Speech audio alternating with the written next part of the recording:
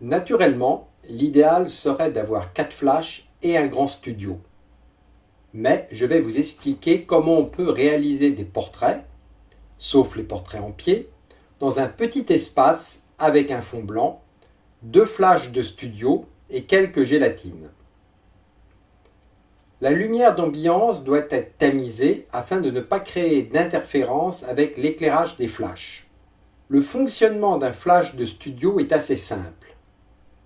Un bouton pour l'allumer, un bouton pour l'allumage de la lumière en continu, une molette ou des LED pour le réglage de la puissance du flash, un bouton test, une cellule qui permet la connexion entre les divers flashs et une prise synchro qui permet de déclencher le flash avec le boîtier ou le flashmètre. On dirige le flash vers le sujet, puis on réalise la mesure de la lumière.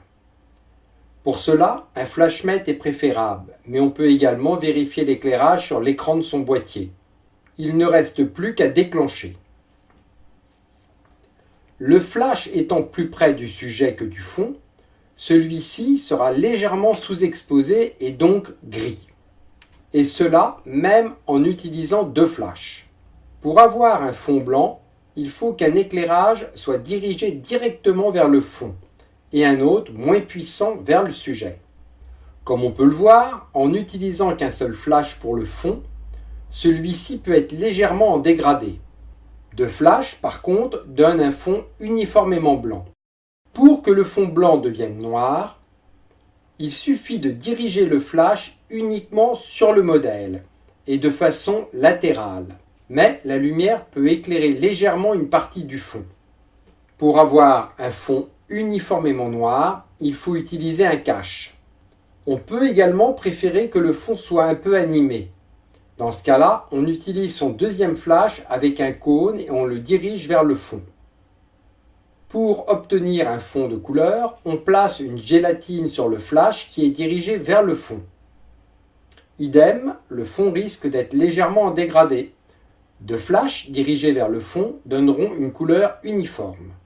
Si le modèle n'est pas très éloigné du fond, la couleur peut baver sur le visage.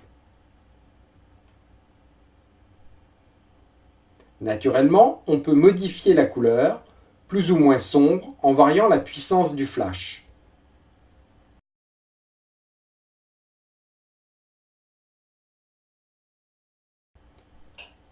Pour obtenir juste une tache de couleur sur le fond, on va placer une gélatine dans un cône.